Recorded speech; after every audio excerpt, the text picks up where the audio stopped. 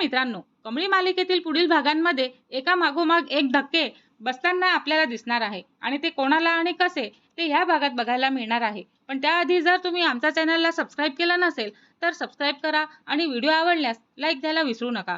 तर आपण पाहतो की कमळीला आणि सरोजाला दोघांनाही घराबाहेर काढण्यासाठी रोहित आणि नयनताराचा नवीन डाव सुरू झालेला असतो. अनिकाच्या खांद्यावरती बंदूक ठेवून नयनतारा खेळणार असते मोठा खेळ आणि रोहितने पण सरोजाला फसवण्यासाठी तिला एका मागोमाग एक धक्के द्यायला सुरुवात केलेली आहे. सरोजाला फसवून तिच्यावरती खोटा आरोप करतो आणि हे सत्य जेव्हा ऋषीला समजतं तेव्हा संताप अनावर झालेला असतो. सर्वांच्या समोर ऋषी थेट रोहित जवळ जातो आणि त्याची कॉलरच घट्ट पकडलेली असते. तो म्हणतो, रोहित, सरोजा काकूंना का फसवलंस आणि तू काय बिघडलं होतं तुझं? सत्य सांग, नाहीतर आज मी तुला सोडणारच नाही. तेव्हा रोहित स्वतःला सोडवण्याचा प्रयत्न करत असतो आणि म्हणतो, ऋषी, कॉलर सोड. तुला काहीच माहिती नाही मी काय केलेलं आहे. पण ऋषीचा राग आणखीनच वाढत जातो आणि तो म्हणतो, माहिती नाही, मला सगळं कळलेलं आहे. सरोजा काकूंना बदनाम करण्याचे तुझाच हात आहे. तेव्हा घरातील सगळेजण हादरून जातात आणि वातावरण पूर्णपणे तापून जातं. हे सगळं दूर उभी राहून नयनतारा आणि कमळी हे दोघेही पाहतच असतात. तिच्या डोळ्यामध्ये राग आपल्याला धगधगत होता तो दिसतोय आणि मनातच ती म्हणते का हे काय चाललेलं आहे ह्या पोरांचं. ऋषी माझ्या शब्दांपेक्षा कमळीच्या बाजूने जास्त उभा राहताना मला दिसत आहे. या सगळ्यांचं मूळ कारण म्हणजे एकच आहे आणि ती म्हणजे कमळी.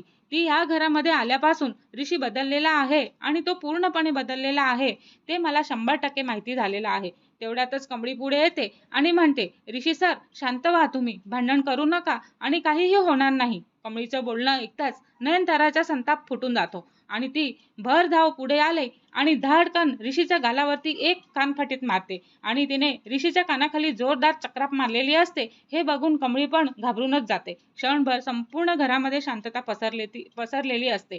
ऋषी अवाक झालेला असतो आणि तो म्हणतो, आई, तू कशासाठी मला मारतेस? तेव्हा नयनतारा संतापाने ओरडते आणि म्हणते, तुला लाज वाटत नाही ऋषी? एका नोकराणीच्या मुलीसाठी तू स्वतःच्या घरच्यांशी भांडतोस आणि आज तर तू हद्दच केलीस. आमच्या घराची प्रतिष्ठा धुळीत मिळवतोस, असं ती म्हणत असते. ऋषी शांत पण ठाम आवाजात म्हणत असतो, का आई, चूक कोणाचीही असो, मी अन्याय सहन करणार नाही. हे ऐकून नयनतारा आणखीनच संतापून जाते. ती बदललास का ऋषी तू, असं म्हणत असते आणि याला जबाबदार फक्त आणि फक्त कमळी आहे, असं ती म्हणते.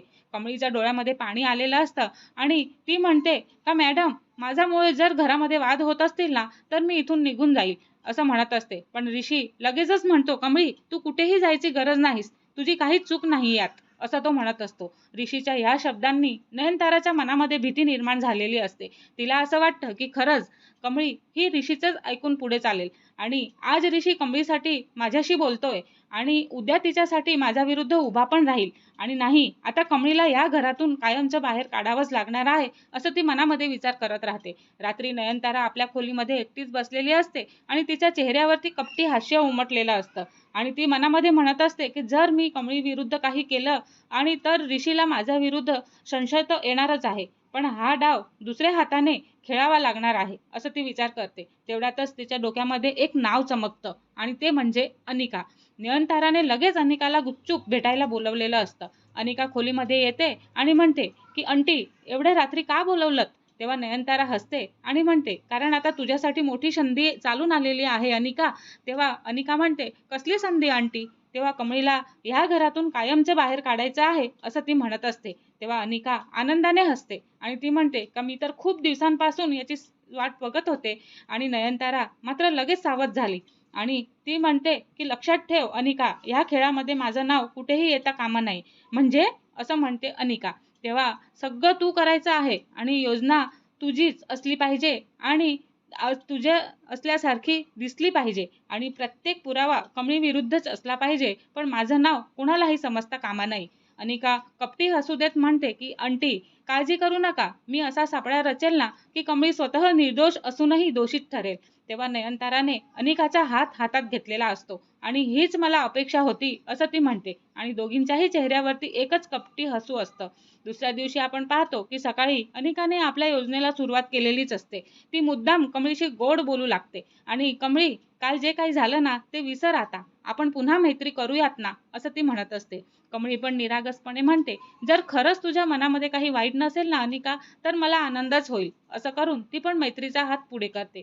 लांबूनच हे दृश्य नयनतारा पाहतच असते आणि मनात हसतच असते. कमळी, तू खूप भोळी आहेस, असं ती मनामध्ये विचार करते आणि म्हणते की ज्यावरती विश्वास ठेवत आहेस ना, तीच तुझा सर्वात मोठा विश्वासघात करणार आहे, असं ती मनामध्ये गुणगुणत असते. अनिका एकामागून एक असे पुरावे तयार करू लागलेली असते की घरातल्या प्रत्येकाला कमळीवरच संशय येत असतो. आणि कधी महत्वाच्या कागदपत्रांचा दोष कमळीवरती टाकायचा, तर कधी घरातल्या वस्तू गायब करून तिच्यावरच आरोप करायचा, तर कधी सरोजालाच पुन्हा अडचणीत आणायचं. हे प्रत्येक वेळी नयनतारा स्वतःला पूर्णपणे दूर ठेवत होती आणि घरामध्ये सर्वांना असं वाटत होतं की सगळं अनिकानेच केलेलं आहे. पण प्रत्यक्षात प्रत्येक डावामागे नयनताराचंच कपटी डोकं काम करत होतं.